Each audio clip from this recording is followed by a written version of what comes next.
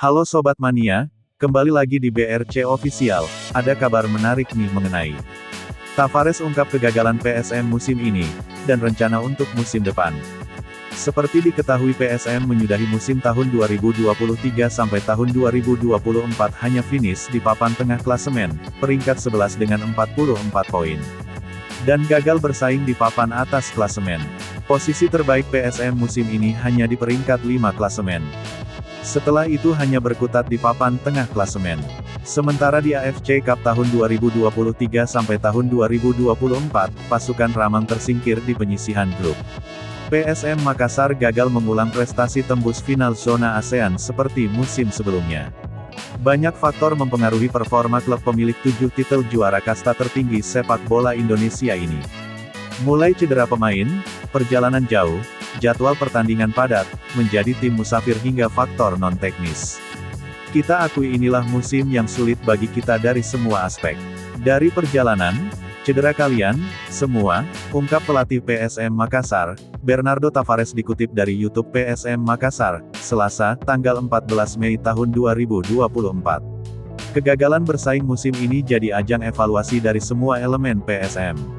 Untuk mengarungi musim depan PSM akan membangun skuad yang kompetitif.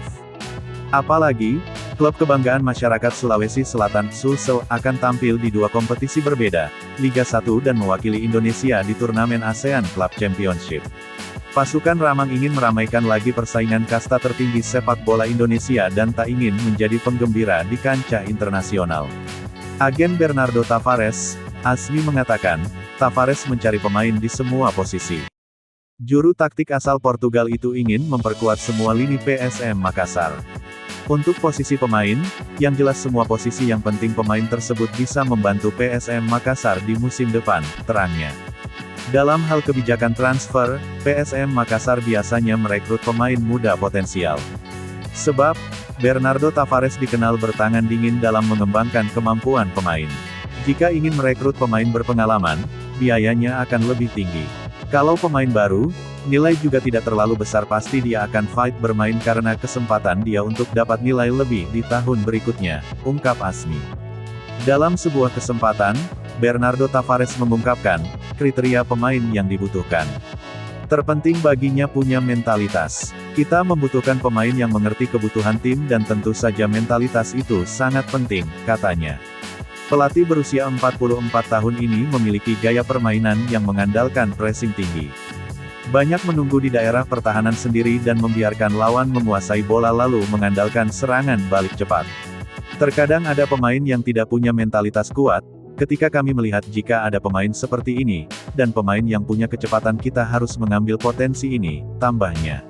Bernardo Tavares mengaku tidak membutuhkan pemain yang tidak memiliki tekad kuat. Alasannya pemain seperti ini tidak akan membantu tim ke depan, malah akan merepotkan pemain lain. Kita tidak menginginkan pemain seperti ini.